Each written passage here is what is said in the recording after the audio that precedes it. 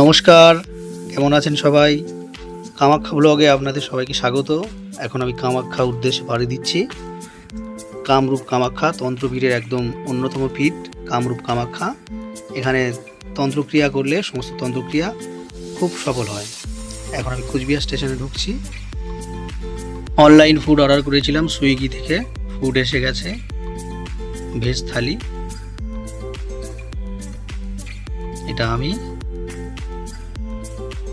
ট্রেনের মধ্যে খাওয়ার সময় আমি গিয়েছিলাম গরিবরথ এক্সপ্রেস কলকাতা স্টেশন থেকে। এখন নদী ব্রিজ পার হচ্ছি।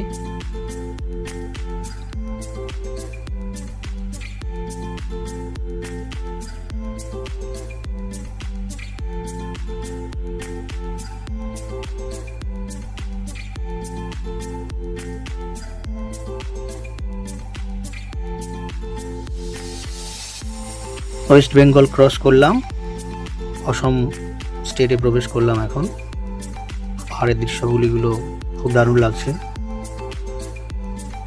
চারিদিকে শুধু পাহাড় আর গাছগাছালি। এখানে এত বন গাছগাছালি থাকার জন্য এখানকার টেম্পারেচার আমাদের স্টেটের তুলনায় অনেক কম আর কি। যখন গিয়েছিলাম তখন রুমের মধ্যে ফ্যানও প্রায় ছাড়তেই হয়নি, 22 ডিগ্রি ছিল তাপমাত্রা। আর অসমের ইলেকশন চলছিল, সেই সময় আমি কামাখ্যাতে যাওয়ার জন্য রওনা হই। কামাখ্যা স্টেশনে ট্রেন ঢুকে গেছে, তো গুয়াহাটিতে নেমে গেলাম। এই গরিবরথ এক্সপ্রেস ত্রিপুরা পর্যন্ত যাবে, আর গুয়াহাটি নামার ছিল, নেমে গেলাম। সঙ্গে সঙ্গে একটা র্যাপিডো 200 টাকা দিয়ে ভাড়া করে উঠে গেলাম মন্দিরের উপরে। ওখানে হোটেল ভেজ থালি নিলাম, তারপর একটা রুম ভাড়া নিলাম। ভোরবেলা উঠলাম, এখানে এই দাদার দোকান থেকে কিনলাম যে পুজোর সামগ্রীগুলো লাগে, প্যাঁড়া, পদ্মফুল, নারকেল, ধূপদীপ, যেগুলো আর কি এখানে প্রচলিত প্রসাদ নিয়ে নিলাম। এবার যাব মন্দিরের উদ্দেশ্যে।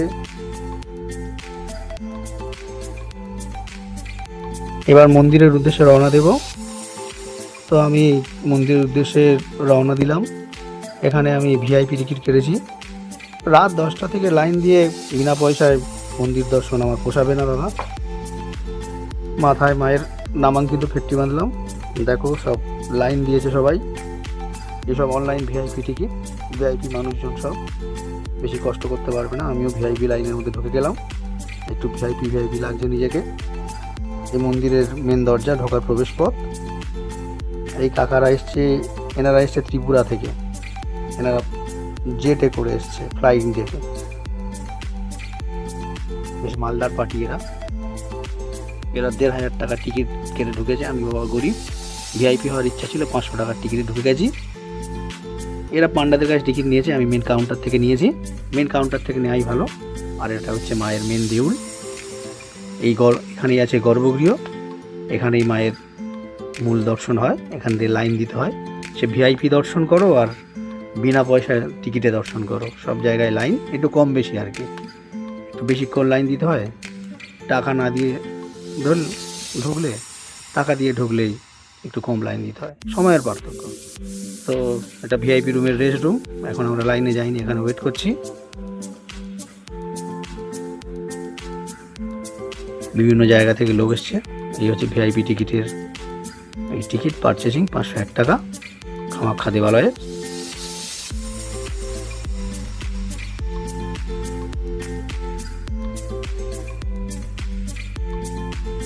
চলুন, এবার ডাক পড়েছে, দর্শন করার জন্য লাইনে দাঁড়াতে হবে।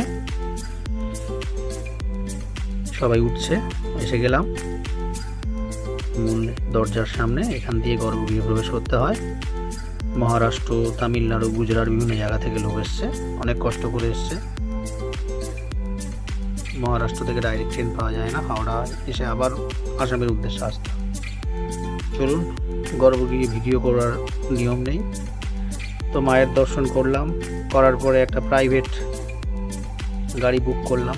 পাহাড় থেকে নিচে নামতে হবে, ওখান দিয়ে যেতে হবে আপনার ব্রহ্মপুত্র নদীর মাঝখানে কালভৈরবের দর্শনের জন্য। তো চলুন। তো মায়ের দর্শনের পর একটু খিদে লেগেছিল, ভেজ চাউমিন নিয়ে খেলাম।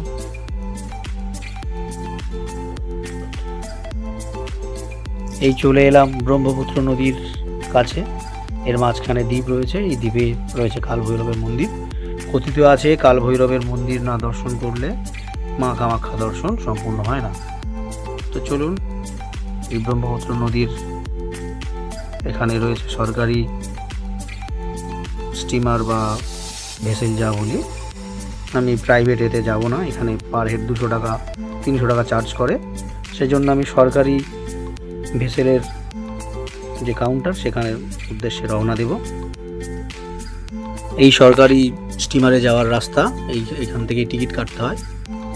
আপনার সকাল 10টার পরে গেট খোলে, এখানে প্রবেশ করব, টিকিট কাটব, তারপরে সরকারি স্টিমার চড়ব। চলুন যাওয়া যাক। স্টিমারের এই সরকারি স্টিমারের ওয়েটিং রুম বা ওয়াশরুম খুব সুন্দর কিন্তু। আর আপনি যদি রাত্রে ভিউ দর্শন করতে চান, সূর্যাস্তের পরে কেমন লাগে ব্রহ্মপুত্র নদীর উপর ব্রিজ যা কিছু রয়েছে সেগুলোর জন্য পার হেড 300 টাকা চার্জ করে, কিন্তু রাত্রের ভিউটা খুব সুন্দর লাগে। দেখুন এই ওয়েটিং রুম, সব টাইম টেবিল রয়েছে, এখানে সব বসে রয়েছে ভেসেলে যাওয়ার জন্যে। তো আমি একটু ওয়াশরুমে গেলাম, ওয়াশরুমটা খুব সুন্দর ছিল, পরিষ্কার পরিচ্ছন্ন। এই অপেক্ষাগৃহ, ওয়েটিং লজ, 50 টাকায় খুব দারুণ ব্যবস্থা। তো আমি স্টিমার বা ভেসেলের উদ্দেশ্যে রওনা দিচ্ছি এখান থেকে, এই ব্রিজের ওপর থেকে।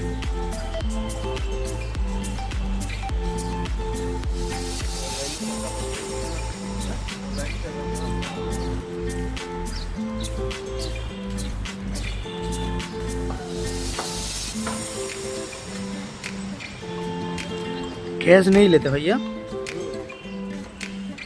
ऑनलाइन मांग रहा था हमसे।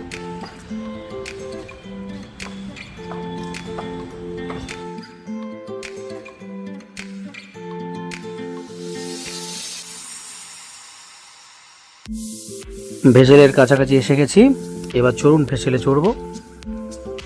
তো আমার সঙ্গে একটা ফ্যামিলি মেম্বারদের দেখা হয়েছিল, তার মধ্যে একটা পুচকে বাচ্চা ছিল, সে খুব দুষ্টু ছিল। সারাক্ষণ আমরা ট্রেনের মধ্যে খুনসুটি করে করে এসেছিলাম। বাচ্চার বয়স ওই 7 থেকে 8 বছর, হাওড়া জেলায় বাড়ি, হিন্দিতেই কথা বলে। চলুন ভেসেলের উপর আমরা উঠে গেলাম। একটা ভেসেল, বিভিন্ন লোক ছবি তুলছে, কত কি করছে। কেউ ফ্যামিলির সঙ্গে এসছে, কেউ বন্ধু বান্ধবদের সঙ্গে এসছে, কেউ আমার মতো একা ভবঘুরে তারাও এসছে। ভেসেলটার নাম হচ্ছে MV মেঘনা। ভিতরে বসার জায়গা রয়েছে, বয়স্ক লোকেরা বসবে। ভিতরে লাইফ জ্যাকেটও রয়েছে, উপরে যাওয়ার সিঁড়ি, এই লাইফ জ্যাকেটগুলো রয়েছে দেখুন।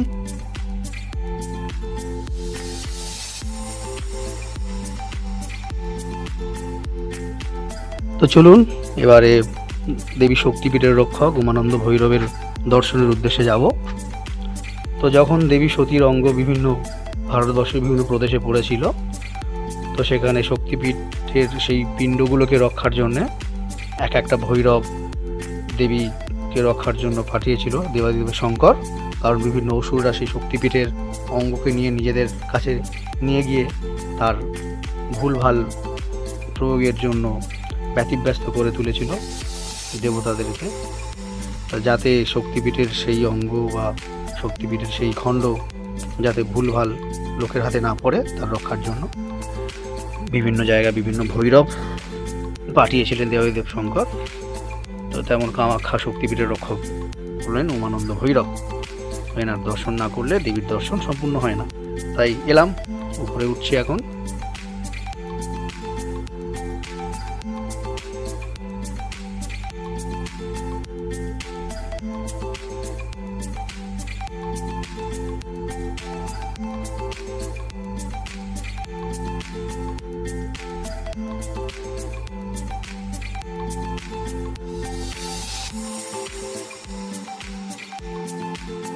মন্দিরের কাছাকাছি এই হনুমান মন্দির দর্শন করে এখান থেকে পুজোর সামগ্রী নিলাম। এই সেই বিচ্ছুর ছেলেটা,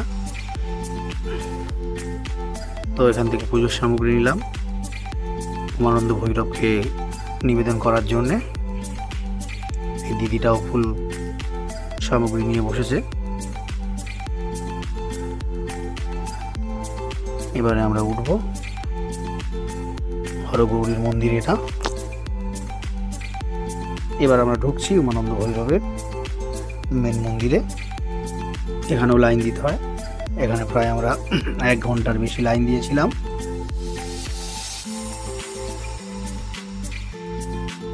তো সব লোক এসছে দর্শনের জন্য। বেশ মন্দির প্রাঙ্গণটা বেশ পরিষ্কার পরিচ্ছন্ন, অনেক ভক্তের লম্বা লাইন। এই এখান থেকে আমাদের লাইন শুরু। আর গর্ভগৃহের ভিতরে এখন ঢুকতে হবে। সেই দেবীর মন্দিরের মতো অত ভিড় নয়, তো মোটামুটি 1 ঘন্টা 1.5 ঘন্টা আপনাকে দাঁড়াতেই হবে দর্শনের জন্য। এখানে কাল ভৈরবের মন্দিরের পাশাপাশি ছোট ছোট মন্দিরও রয়েছে। এই মেন মন্দির কাল ভৈরবের দর্শনের পরে আপনাদেরকে সেই ছোট ছোট মন্দিরগুলো আমি দেখাবো। চলুন কাল ভৈরবের দর্শন করি।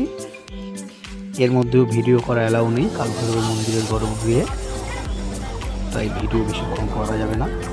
যতটা পারি আপনাদেরকে দেখাচ্ছি। এই মন্দির কানে কানে সব দিদিরা বলছে। কাল ভৈরব দর্শনের পর এই পাশাপাশি ছোটোখাটো মন্দিরের এই মূর্তিগুলো, শিলাখণ্ডগুলো। শ্রী মহাকাল মন্দির এটা। এই গাছের তলায় একটা এই রয়েছে। সবই মানে শিব দুর্গা গণেশ ওনাদেরকে পুজো দেওয়া হয়। প্রভু বৈদ্যনাথ তার মন্দির রয়েছে বৈদ্যনাথের। তো এনারা প্রণাম সারলেন, আমিও দূর থেকে একটু প্রণাম করে নিলাম।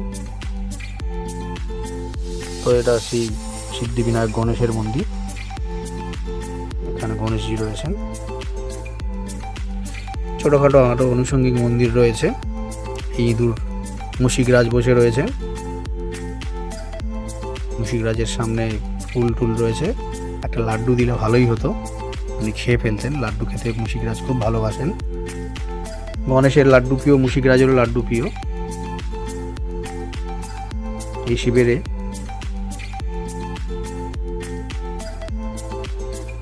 হরগৌরী মন্দির। প্রথমে যাওয়ার পথে দর্শন হয়নি, আবার দর্শন করে নিলাম। এবারে আমরা এইগুলো দর্শন করে ভেসেলে উঠলাম। এবার রওনা দেব আমাদের গন্তব্যের দিকে। জয় উমানন্দ ভৈরবের জয়। আবার কোনো সময় মা চাইলে আবার তো উমানন্দ ভৈরবের দর্শন করার পরে এই চা দোকানে এলাম গুয়াহাটিতে। এই নিয়ে আমার 2বার কামাখ্যাতে আসা। আবার মা চাইলে আবার আসবো। এই চা দোকানের চা খুব সুন্দর, রিজনেবল প্রাইস, স্বাদ সুগন্ধে ভরা। আসাম চা নিলাম, দার্জিলিং চা নিলাম বাড়ির সবার আত্মীয়দের দেওয়ার জন্য। চা দোকানটা খুবই ভালো। তারপরে ফিরে এলাম মন্দিরের উপরে। মোমো দোকান ছিল, মোমো নিলাম। আমার একটু খিদে বেশি, তাই একটু ওখানে চানা মশলা বিক্রি হচ্ছিলো নিরামিষই। মোমো খাওয়ার পর পেট ভরলো না, এটা দিয়ে খেলাম। আবার সুইগি থেকে অর্ডার করলাম, কারণ 9 তারিখে আসামের ইলেকশন ছিল। দোকানগুলো প্রায় বন্ধই ছিল। অনলাইনে খাবার অর্ডার ছাড়া কোনো উপায় নেই। এই রুটি, ঘুগনি, সবজি ভাজি। পরের দিন সকালে চলে গেলাম দেবীর কামাখ্যার ভোজনালয়ে। বিনামূল্যে এখানে ভোজন দেওয়া হয়। মায়ের প্রসাদ সবাইকে গ্রহণ করা উচিত। অহংকার করে প্রসাদ গ্রহণ না করে চলে গেলে মায়ের খুবই দুঃখ লাগে, সেটা খুব ভালো না। সবাই লাইন দিয়ে খিচুড়ি ভোগ, পনিরের তরকারি, পায়েস এগুলো খাচ্ছে। খেতে খুব সুস্বাদু ছিল মায়ের ভোগ। তাতে স্বাদের ব্যাপার নিয়ে কোনো হবে না, কম্প্রোমাইজ। তারপরে সন্ধেবেলা একটু খেলাম। খাওয়া দাওয়া করার পরে নেমে এলাম গুয়াহাটিতে সকালের দিকে। এবার আমার ট্রেন ধরতে হবে, সরাইঘাট এক্সপ্রেস। তো আগের দিন আমি এসেছিলাম, যাতে ট্রেনটা সকাল দুপুর 12টায় ছিল। ট্রেনটা ঠিকঠাক ধরি যাতে না ডিস্টার্ব হয়, ওই জন্য আমি রিটায়ারিং রুমে ছিলাম। যেহেতু আমার 3rd AC কনফার্ম টিকিট ছিল, তাই খুব সহজে রিটায়ারিং রুমে আমি থাকার ব্যবস্থা আমার হয়েই গেল। নিয়েছিল 600 টাকা, আর লকারের জন্য 200 টাকা। তো যাওয়ার সময় লকারের 200 টাকাটা ফিরিয়েই দেবে। 600 টাকা ভাড়া এসি রুম। তো এটা হচ্ছে গুয়াহাটির রাত্রের দৃশ্য। বাইরে আমি খেতে এসেছিলাম, তখন এই শ্যুটটা নিয়ে এলাম।